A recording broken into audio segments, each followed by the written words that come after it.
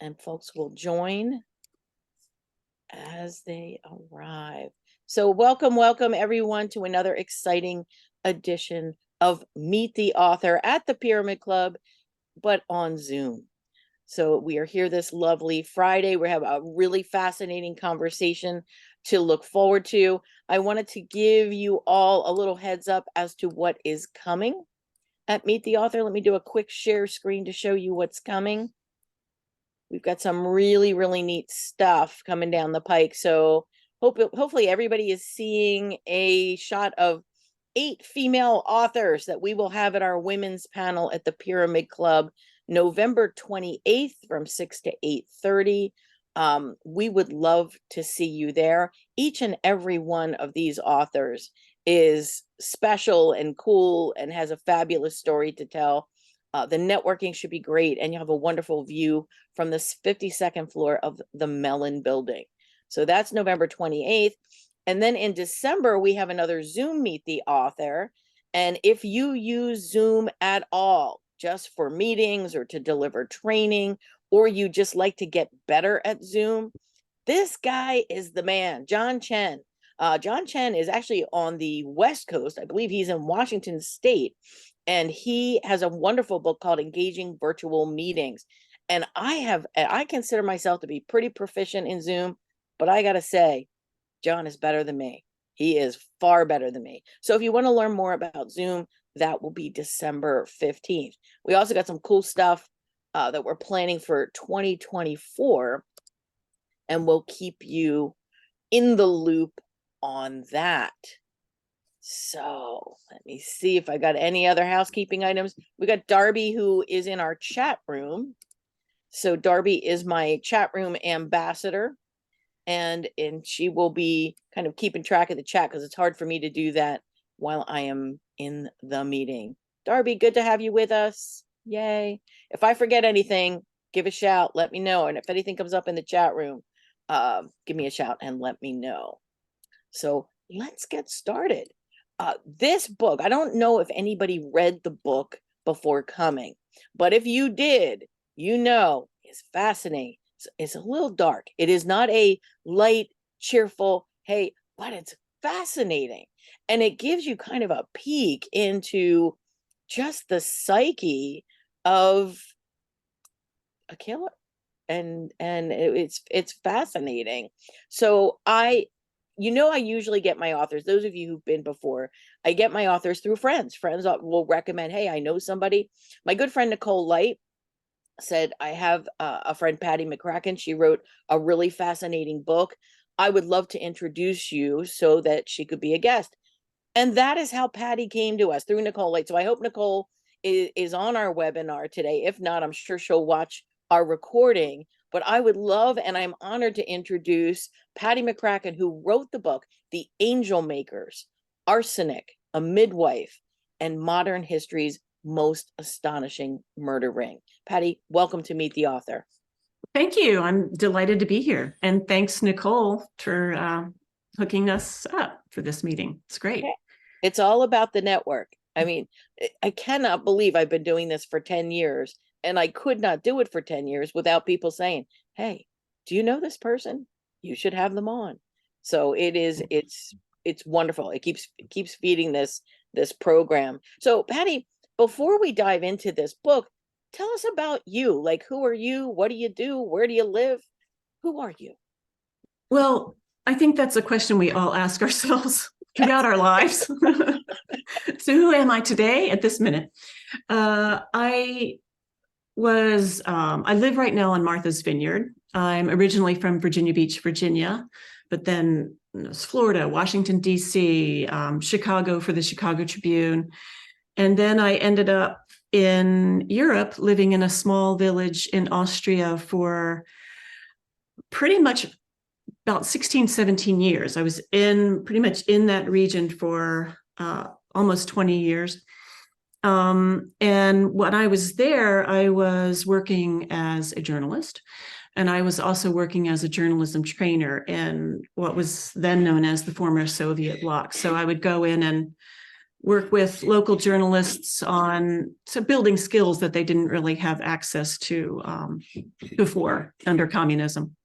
Wow. So, and then now I live here and on a very dreary November day. But it's not a bad place to live. Anybody who's been to Martha's Yeah, will tell you yeah. it is absolutely lovely, lovely there. So, and what took you to Europe? What was it that brought you over there? Well, it was originally, I was went on what's called a Knight International Press Fellowship, and that was, it's like a journalism Peace Corps. So you get awarded this fellowship to work in the trenches and get paid very little money. But it was just absolutely made me realize why I wanted to be a journalist in the first place, is when you're really helping people who didn't have access to a free press their whole lives, and you're working with them at the time in their life when they're like, the world is just born to them. And they have the same sort of heart that you have for it, yet they've never been really allowed to practice it. So I didn't know how to practice it, or helping a journalist get to safety when they've been, in danger. So that's how I first got there under the Knight Fellowship. And then I just loved it. So it was a couple of years after doing the Knight Fellowship that I thought, I kind of think I want to do that for a living. So let me give up my stable life in the US and Wow. pack my duffel bag and go and live there. So that's what brought me there. Oh my goodness. But then that opened doors and opened your mind to things you never would have known. And I'm sure that's probably part of where the inspiration for this book came from, but which is my next question. What inspired you? Like something happened. You didn't know about this always. There was a spark. What inspired you to explore this topic? Well, there's a little secret. So there's stories everywhere. So whether you're a journalist or just, there's stories everywhere. If you just have a little bit of curiosity, you're like, why does a leaf turn brown? Why does it, there's always stories or curiosities about things. And then there are also times when you're like, all the stories that are around you just aren't really compelling. Something's just, I can't find anything I really want to work on. So it used to be in the old days, journalists would go through the yellow pages looking like, or they'd go through things like, mechanics, monkeys, what's going to spark my interest, because I just can't find anything. And then it became, when the internet came, you just go down, the Sunday drive through the internet, where you can end up. And so that's what I did with this. I was sort of going, what's this? What's this? And I happened on this story. I was living in Austria at the time on a town that borders both Slovakia and Hungary. So this little corner of countries. And so I just happened on this story about this midwife in this village in Hungary, who had murdered many men there. And I can't remember the publication it was in, but it was kind of a snarky, kind of written with some snark. But I thought, and I just thought it was just, okay, that's interesting. There's a midwife in a village who poisoned many men for a series of years. And I looked on a map, probably Google Maps, and I thought, well, that looks like it's about 150 miles from where I'm living. Wow. Which is not that far. Right. And I knocked on my neighbor's door. I have this great neighbor there named Harold, who was a really lovely photographer. And I said, Harold, do you want to take a road trip? And he's like, yeah, let's go on a road trip. So we did. And it picked up I had and arranged for an interpreter. And we went to this village. And I don't know if anybody out there in webinar land can relate to this, who have been in East European villages. It was typical of many East European villages, sort of places where the world has forgotten, but lives are going on, their lives are going on as normal, but we've just forgotten them. They're still using outhouses. They're still using, you'll have an internet connection and then go to the outhouse. So it's this Fascinating. weird mix of what they need to get by in the world today, but also very old world. And this was like that. But, I think I've talked to Harold even since then, the photographer friend who went with me, and it was kind of life-changing for him as well, he has said, because it was such a powerful story in the sense that when we went there, this is another little trick in journalism, when you're sort of just landing your boots on the ground, and you don't really know about the area and you don't have anybody who's going to guide you through, you go to the local pub. So, because everybody's going to talk at the local pub. Sure. And not everybody talked, but we did get what we needed. We went there and we're sort of very clearly not locals. And finally the barkeep or the owner comes over and we start talking, and he said, "I don't want to talk about it. What do you want to know?" And I thought, I'm in, because he doesn't want to talk about it. And he actually didn't, but he did tell me who would be the person. And he said, "That's the librarian. She's right next door." And so we trundle over to the librarian, and it was this very small room, probably, well, this is a large room, but if it's a library, it's not a large room, but it's about the size of the library here. And it had this long kind of conference table, and she was very austere, and she sat at the head of the table, and I don't know, we just sort of, the force field of her energy was so strong. We just said, we'll just sit down here at the end of the table. And so she was talking about what she knew. And at that, I'd already done homework. And at that point, everything she was telling me, I'd already read with further research. But then my interpreter did this thing where she was sitting there and she just did this to me, which is the indication she said something and I need some clarification. So just let me do this. So she did this to me, and then they had a kind of a long exchange. And then she did this to Lydia, the librarian, and she says to me, completely stone-faced, she's just told me that she is the great niece of the midwife. It took her an hour and a half to get there. Right. Wow. Right. So I think that's when the whole thing just pivoted for me. And I thought, these were real people who had real lives, and that everybody in this village is descended from either a victim or a perpetrator or both. Everybody. And that's when it's like, okay, this is really, I just get goosebumps, Sure. And the fact that it took her so long to reveal this, I don't think she was playing with me. I think for her, it made no difference. Because if you're not the great niece, you're the great granddaughter or the cousin or another niece or a great nephew. So everybody is somehow can draw a line back to the midwife or the midwife's core family. Unbelievable. Well, then this is the inspiration for this book, because you had the spark of, hey, this has the potential, but then when you go there and talk to her, that solidifies. Yeah. This is book worthy for sure. Well, actually it didn't at the time. I just was going to write an article about it. Okay. And I had no interest in writing a book. I'm just, let's write the article and be done with it. Sorry for that, be on it, but move on to something else that's interesting.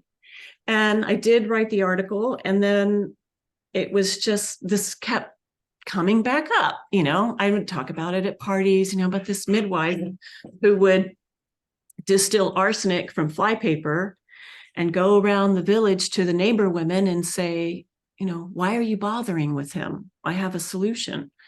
And she literally had a solution. And, she would spread killings around, the village. And so I would be talking about it at parties and, just with friends, or just thinking about there's got to be more to it. And we have a saying in the news, when there used to be a newspaper business, Yes. we had Yes. a saying where when you have sent the paper, when you have to send the paper to the press, it's called putting the baby to bed. So you have to be there in case there are any mistakes or any problems with the press. So you put the baby to bed, it means there are no more problems with anything, you can go home. But with the story, this baby just kept getting out of bed. So I finally decided at some point, well, maybe I should write a book proposal and just take it from there.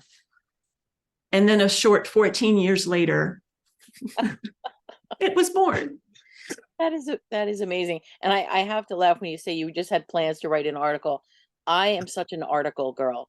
That's what I like to write. It's short, it's sweet, you can button it up really quickly.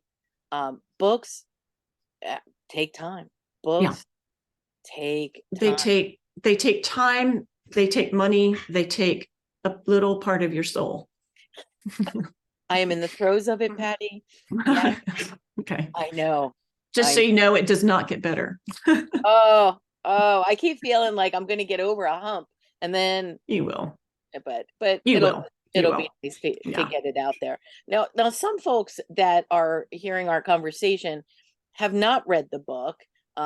They probably were intrigued. Maybe they went out to Amazon and read the description. But is there a way you could give us a little synopsis of what this story is, and without spoiling anything? Although it's history, because I don't know, people probably I don't know, they could find it easily, but give us a synopsis of the book. Let us know, like, who are the characters? What's this all about? Yeah. Well, there was a midwife in this village called, in English, we would say Nagarev in Hungary. And she was a central figure in the community. Her name was Auntie Susie. Everybody called her Auntie Susie. And Auntie Susie, as the midwife of this village, was an absolutely critical person to the village. And not just this village, this was village life all over Europe at this time, in that she was the de facto doctor, the de facto vet, the counselor. So they would go to her for broken bones, for headaches, for hernias, for everything to get treated, because there was a doctor, but he would come once a week, and he couldn't come at all in the winter when the roads were washed out, and he just couldn't get there. Oh. So she was a central figure, and midwives at that time were really, really important, and also usually part of the Romani community. So they usually held to a different spiritualism. So you would have them, they were healers, they were herbalists, but they also were card readers, and dealt with the spirituality that has to do with an upper world, a middle world, a lower world. So they sort of walked in between two worlds for this. This was a Protestant village, but they would be members of the community, but they would also be a little bit outside the community because they held to a different faith and they were of a different race. Normally. So she had a lot of power over the village, as many midwives did. They were sort of revered and awed, and people may have been a little bit scared of them.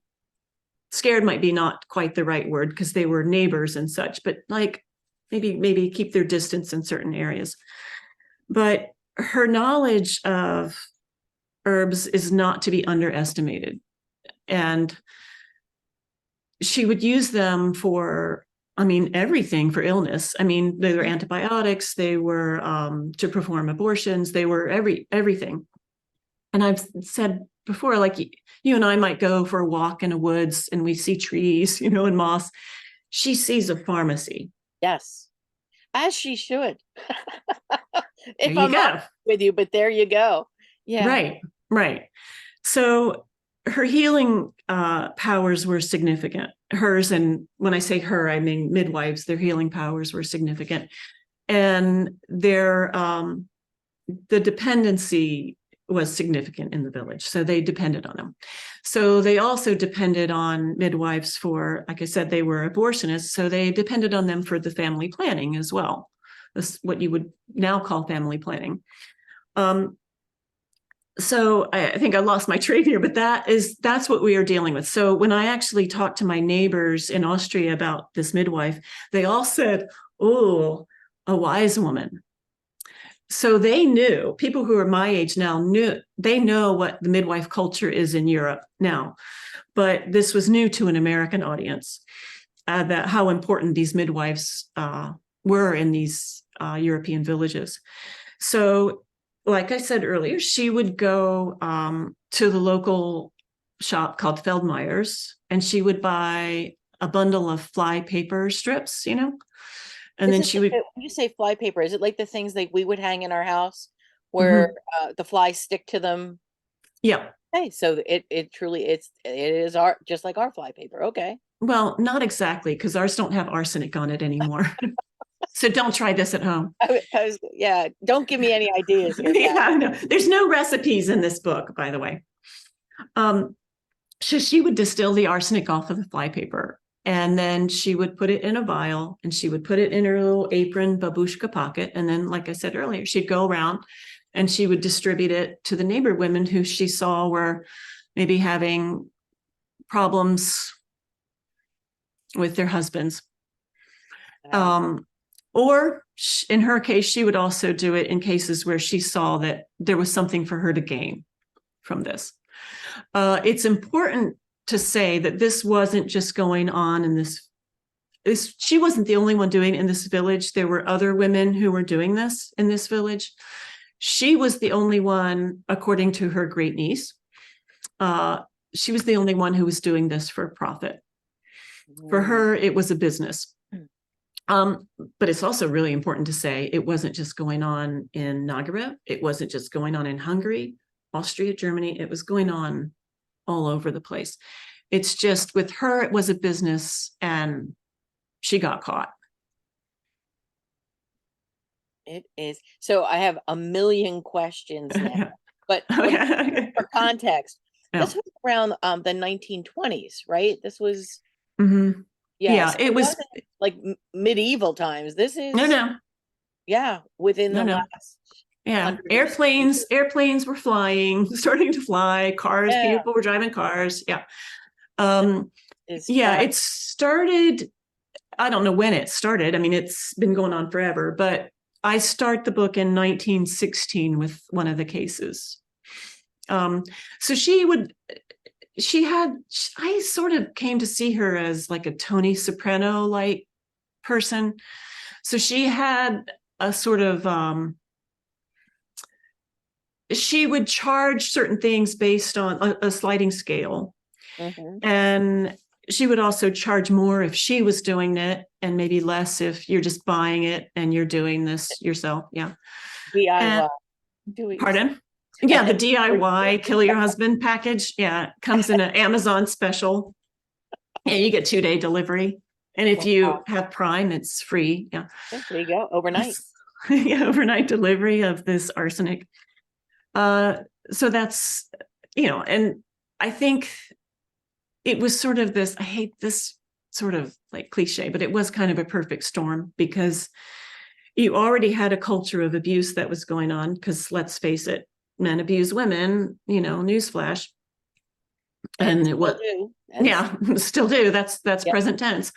And you had these men these boys that were being sent off to like the worst front in World War I. And they were coming home devastated by the things they had been forced to do. And I get emotional because I think they were just 18, they were just boys, and they had their whole And these are future. real people. These were Yeah. sons. These were somebody's sons. Yeah. Somebody's new husbands, somebody's little daddies. And so they were going off to these fronts, and they were coming back with what we now call PTSD, but they had nobody to help Right. them. Right. And they Like had Veterans Administration with nobody. a hospital with maybe a psychologist or some meds. There wasn't psychology. There was Freud was 10 years out still, if you were Yeah. going to do that kind of psychiatric care. So they had no meds. I think probably Auntie Susie could offer some meds, some herbal herbs for them, which they did use. So they're coming back. They already have a culture of alcoholism. They're coming back into this village that's offering them no opportunities. They're in this little house. They're suffering. And so who suffers even more is the wife, where they have, are taking the brunt of their even, extreme anger. Yes. So that's, I think, why the murders just increased and increased. And by the time they came to light in 1929, kind of through some accidents, the prosecutor, excellent, amazing man, he was certain there was 162 deaths that he could prosecute successfully. He felt there were probably hundreds more. He put the number maybe at 300. The courts did not allow him to prosecute all 162 because they just didn't have the money, and some of the alleged perpetrators had already died. So what was the point? But these were a lot of bodies, and they weren't just in Nagarev. They extended around the areas, in the general areas. So I wrote the book in novel form. It is a true story. So, I mean, if you think In Cold Blood, it's written as a novel, but it did take me, I wanted to do it that way because I did feel I owed it to all the people involved in this to tell the fuller story. So tell the facts, of course, but also to recreate what the village life was like. Who were these people? So that the readers can just immerse themselves in the story and just understand that there is a right or wrong here, but then that right or wrong gets really muddied in terms of how this all did happen. And I just felt telling it as a storytelling rather than a straight up drier nonfiction account was probably a better way to approach the truth of the other stories that were around it. There is so much to be learned from this book, just from a historic perspective. Just like when you said this woman performed abortions, that surprises me. And maybe I shouldn't be surprised, but I'm just thinking at that time, I didn't know that was happening. Like I Yeah. didn't, and yet here they are in this little village with an unwanted pregnancy, and people had a place to go, and that was part of her repertoire. It's part of her service offerings. Yeah. And how was abortion looked upon at that time? Was it seen as Nobody's business but the midwife and the mother, and possibly the father, if so it from what I understood is that it was never an issue. It was just not an ethical or moral issue. It was a practical issue. You have the mother's health, for all the reasons that it would be practical today. You can't have, I mean, you do have many family lines that have 10 children, 20 children, but come on, look at most people's family trees and think that it didn't happen in your family tree. yeah, Your grandmother, your great grandmother, your great great grandmother. Yes, many did die young, and so there would be more willingness to have pregnancies, but the bulk of it, the reality is, what woman wasn't having an abortion? it was. That's my feeling about. Yeah. That's my feeling about is what woman wasn't having an abortion. I mean, they were risky, extremely risky procedures. Sure. So you didn't want to have one, but you also didn't have the birth control that we have today. So there was a willingness to do it, and it was a dosage thing. So it was usually hemlock, I think, that was used, or belladonna. It could not have been a pleasant experience for the mother. No. At all. Well, she's not mother, but the woman who's carrying the fetus. Yeah. So yes, absolutely, and not something you want to do. But I think in Auntie Susie's case, she took it to an extreme, because you look at when she became the midwife of the village, from the moment she became the midwife until the end, every family had a boy and a girl, a boy and a girl, a boy and a girl. Wow. Mhm. That Yeah. is So she was, amazing. yeah. But this would have been in, I think it would have been, what the family wanted. She wouldn't have. So Yeah. that is, there's a lot to be learned, but there's like these little tidbits that you just don't think about at that time. But this was part of Right. that world. Now, you said this was not just this village. So Auntie Susie was just one of many midwives at that time. Were there other cases that went to trial where people were convicted, or was this just one that they had so much? I think so. She was probably the only midwife that was doing this. I Okay. think what I was really trying to get at is this was not, she didn't suddenly discover that there's arsenic on flypaper and maybe, ooh, let me see what I could Yes. do with this. It was, the French used to call arsenic inheritance powder. So there's a tradition of women killing. I think that's probably a misnomer now, that we think that it was men who was deciding that women were doing this to gain inheritance rather than just to get rid of a difficult spouse. But it was going on. And in this village, there were other women. They would take it off of, the popular way was fly stone, which is this little blue chalky stone used for the same purpose as getting rid, but maybe it was easier to dissolve. I don't know.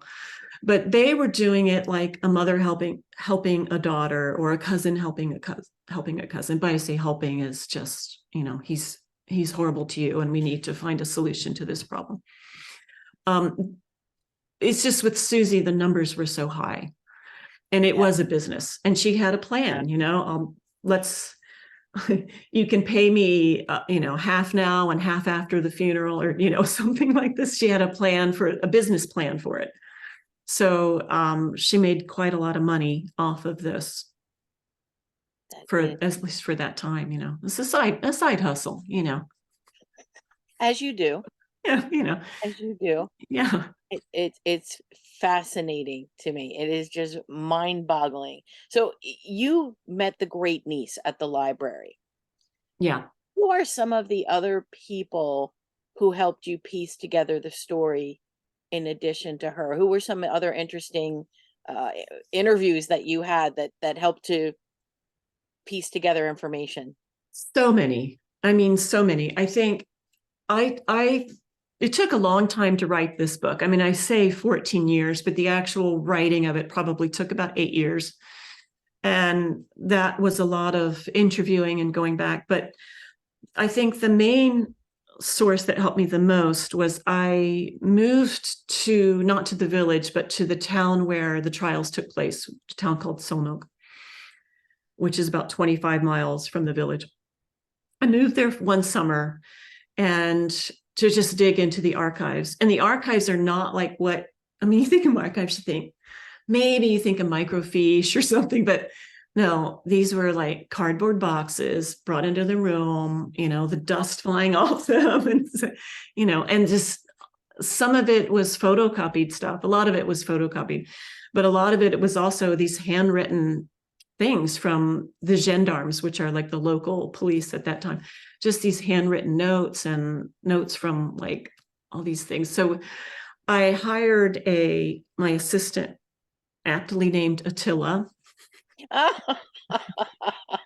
Tokai, which is a lovely mix. Tokai is a lovely sweet wine, who was a local historian and was obviously familiar with the case. And he also was fluent in English. So we sat in the archives day after day, and he would look at these and he would translate them into English, and I would, day after day, and that was important. But the other interviews were, I mean, most everybody's was dead because the key people, had been killed. Yes, yes. But also the prosecutor's family was helpful. The Kronberg grandchildren were helpful. They only wanted to talk to Attila. They were suspicious of me. I don't know why. Oh, I talked to the predecessor of, this is an interesting guy, the predecessor of Kronberg, who's now the prosecutor in that role. He just had this fascination with Kronberg, the guy I keep mentioning. It was the excellent prosecutor. And he was wonderful. He gave me all kinds of information, but I visited the prison. I visited in touch with the local gendarmes who showed me how things worked then and all the history that was there and just everything. I mean, for me, this is a journalist's dream. I don't know any journalist. I don't know why any journalist would only want to do emailed things, because for me, it's like walking back in there and it's like, this is the fun of the job. Absolutely. So, so we took, lots of times working with medical historians, working with all the minutia that a lot of people don't like, but I do like, that just tries to bring it all back alive again in terms of everything. I'm trying to think now, what else, but yeah, I mean, it was just every kind of thing you went down, you're like, I don't know, like what happened in the Spanish flu there. So then you go back to this medical historian in Budapest. She's like, I can tell you exactly what happened in that village and during Spanish flu. It's like, there you go. Okay. So I'd say for anybody who's researching out there is that if you're Googling, you're not researching. You're just Googling. You research, you've got to talk to people and you've got to actually go in and get the information, because it's just, otherwise you're just Googling. Yeah. Well, you know what? I think it's low-hanging fruit, and kind of we've all been, I don't know, now obviously I'm old enough to remember before we had Google, and we would actually go to a library and maybe meet real people and talk to them and do research. But to your point, I think people seem to think everything's there. And now with AI, we can ask AI questions to fill in the gaps, which is a whole nother. No, I can't go there. I can't go there. But in talking to you, Patti, I can't help. I'm an empath, so I'm like becoming you. I'm feeling what you went through. You cannot be the same person you were now. Like you were someone different when you started this. How has this changed you? How has this changed you? Well, are you my therapist? Where's my couch? Well, and here's why I say that. You got emotional, which by the way I appreciate, because I'm an easy crier. But you got emotional thinking about these men coming back, these men who did what they thought was a noble thing, and now they're coming back and their life is never going to be the same. And so when I saw that emotion, I'm like, you cannot be the same person you were at the beginning of this project. There's something that you picked up that you've taken. What is that? Well, I think there's many answers to that question. I think if you look at it professionally, writing a book is different than writing an article. Yes. And depending on what book you're writing, it's going to be different. Some people need only 6 months, and that's a hell or a difficult, crazy, chaotic 6 months. But I think I made a lot of mistakes. But if I look at just that challenge, I think I knew I had the ability to do it, but I also knew I needed the skill. Those are two different things. So it's if you, I could do an Ironman, So maybe there's an athlete in somebody who says, I think I want to take on the challenge of the Ironman. Well, you can't do that Ironman tomorrow. You have to build your skill. You have to figure out how to hire the trainers and do all these things to sort of figure out your way to get your body and your mental state and your emotional state to get you to the level of an Ironman. So I'm not saying I'm doing that, but you have to kind of, okay, I know I can do this, but now I have to create a map to get there. And there are people that will help you along the way, but mostly it's like a writer friend of mine said, it's like driving at night on a foggy night with your headlights on. You can only see as far as as your lights will show you. Right.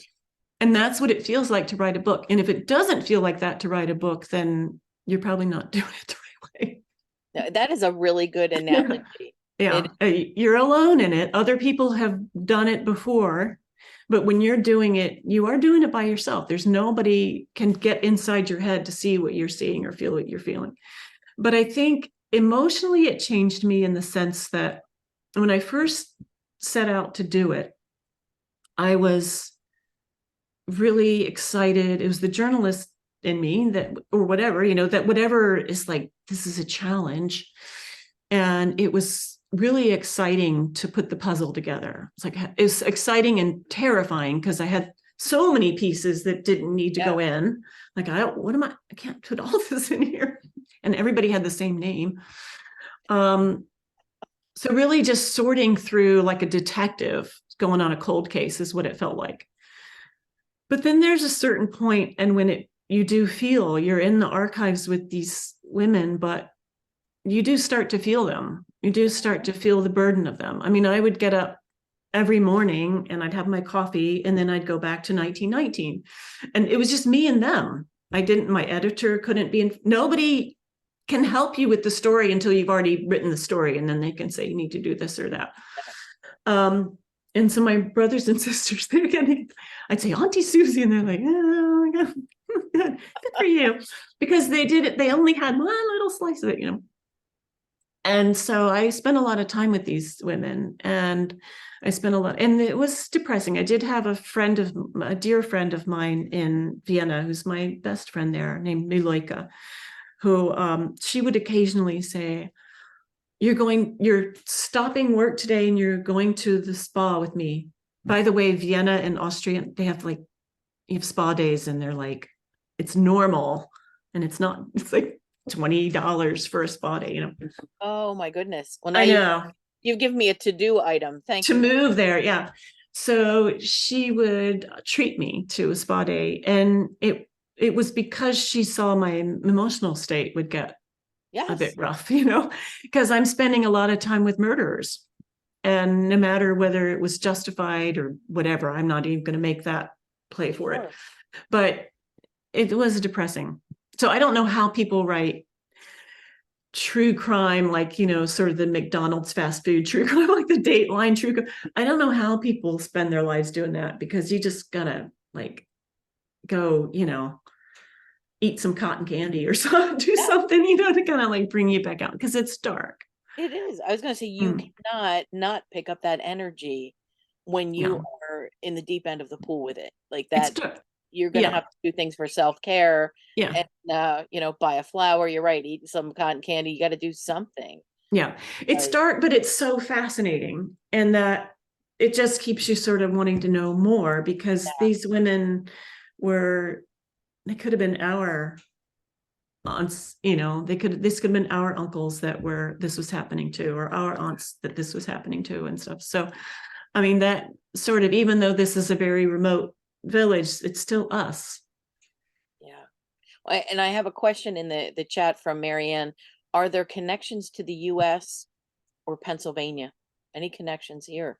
There are connections to Canada. Wow. How so? Oh, he said no spoilers. I can tell you this. Well, there's one connection to Canada, which is the New York Times reporter who was the Vienna bureau chief at the time. And the New York Times wrote this was a huge story at the time. So the New York Times wrote countless articles on this, as did all the other papers at the time. But I think the New York Times wrote the most. He was a Canadian guy named Jack McCormick, a fascinating guy. So he makes a couple of appearances in the book. There was more about him earlier. I wanted to leave him in, but I couldn't do it for the sake of the story. But there's also, I'll say this. After I wrote the article and wasn't going to write a book about it, I got an email from somebody in Canada who said, "You might be interested in my story." Wow. And all I could say about that is that it's like Auntie Susie's hand reaches up from the grave in 1985 That's fascinating. in Oh, Canada. Yeah. wow. You know, Wow. the ancestors are keeping on the tradition, something like that. Yeah. Wow. Oh my Yeah. goodness. Well, Yeah. so when you write something like this, obviously it's to document a historical event and so it people can learn from it and read it. What are the messages you want your audience to take from this book? Is there anything you want them to take away? Well, I think they will take away whatever everybody has been taking away different things. But when I started this book, the world was a little bit sunnier because Obama was president, Do and you remember when the world was and there was sunnier? no pandemic. Yeah, things Yes. were a little more hopeful.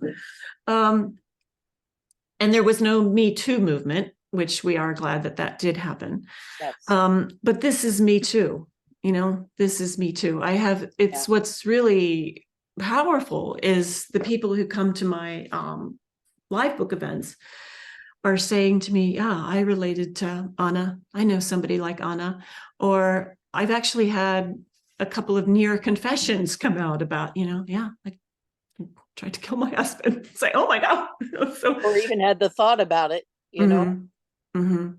So I think that is what comes out of it. I mean, when I was in the process of writing this book, and when you're talking about what changes you, I don't know if it's my age or, at a certain age, certain things happen, but I feel like I had a dream when I was the early years of research, and I had a dream that there was the essence of my great grandmother, and then there was my grandmother, and then there was my mother, and there was me. And we were just all standing behind a screen door. Or I think I was in front of that screen door and they were behind it. And I just knew it was related to the book. So there's been you just feel more of the tribe. And I think that is something that has shifted in me. And again, that could be age, but I think you feel that all of these things that felt so different and felt so long ago, they aren't so long ago. I mean, when I was preparing the marketing material for the book, it came out like just this past spring. My publicist said, write about, just tell us, what you think. And I was in this like women's rights, women's rights. Yeah. And it occurred to me, and it's funny that it didn't occur to me till then, that my mother went most of her adult life without her own name. She was Mrs. Joseph Everett McCracken to the world. Now, this is a woman who was, she was a longtime teacher. She master's degree. She was a career woman in her own, for sure. Yes. Um, and she wasn't known except to her close friends. She was known to Mom. She was known as Mom. To her close friends, she was known as Ellen. And then to the rest of the world, she was Mrs. Joseph Everett McCracken. And that was not that long ago. No, That was not it's no. interesting. I just visited Laurel Hill Cemetery, which Patty, I think you would enjoy because you have a penchant for history. And Laurel Hill is a prominent seminary or a cemetery where people who are very wealthy, very famous Philadelphians are buried. And one of the things I noticed on the gravestones is it would be like John Smith, wife of John Smith. Patty, Mhm, wife I of, know. and you're like, are I you know. kidding me? I She know. was a unique I individual know. with a soul and special skills, but yet that is um in some ways we need to think about this more. This is the value of history. We need to think about this more.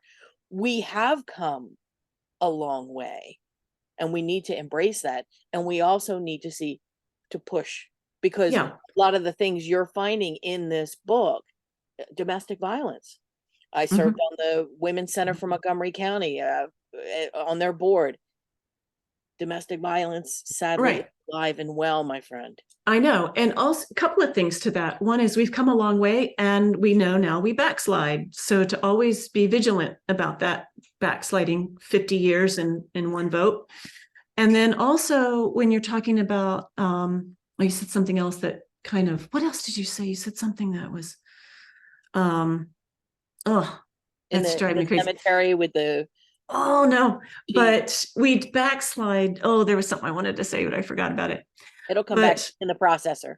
yeah, but yeah, and there's somebody in the chat saying, and women couldn't have their own credit name, couldn't have their own credit or bank account until 1974.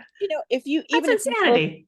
I work in the HR field, and even if you look at employment law, um, it, there are laws that it hasn't been that long where if you got married, they would terminate your employment. Right. Because now you're married, and this was in 50s, 60s. In the 70s, we finally, if you got pregnant, they wouldn't terminate your employment. I mean, Right. this is, of course, now I'm almost 60. That wasn't that long ago. This is within our No, lifetime, Patty. I know. I know. And it's also, what I was going to say, thank you. And to that is look at the history that was written and sort of maybe look at it with a new lens. Because with my book, early on going into it, I didn't really, the main thing around like, why did these women kill all these men? And the framework of it was because because their men were going off to war, and there were Russian soldiers who were POWs who were there. And apparently the Russian soldiers were such hotties that these women couldn't keep their hands off them and just thought, well, I'll kill my husband when he comes back.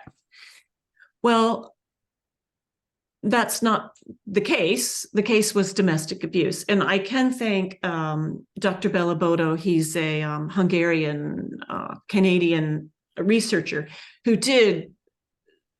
he's the only one who had started to set the record straight, because before he came along and actually did a sociological study and saw, wait a second. And also the people of the village who were like, that's not what happened. Nobody asked us. That's not what happened. So, but all the literature out there is that these women were, did this so they could carry on affairs with Russian soldiers. And that was the Hungarian press, which were men, who were, trying to find their own reason for it. And the only thing they could think of was that, well, they must have just, been getting it on with these guys. And the press wrote about them, and all peasant women, they said, are, quote, dissolute bitches. And it was only a matter of time that this was going to happen. So this is the legacy that these women lived with for 100 years. And I'm happy to set the record straight in that regard. Yeah.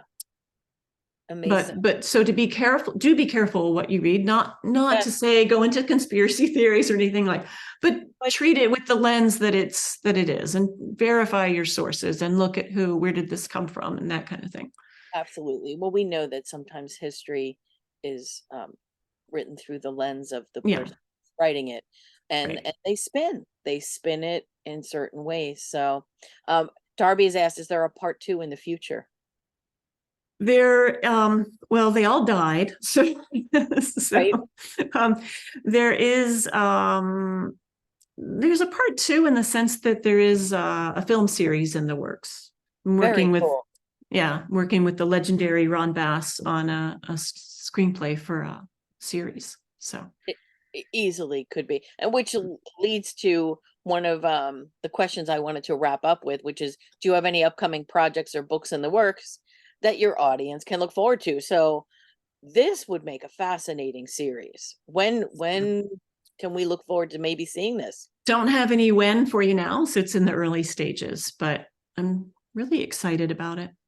You should be. This will be just magnificent.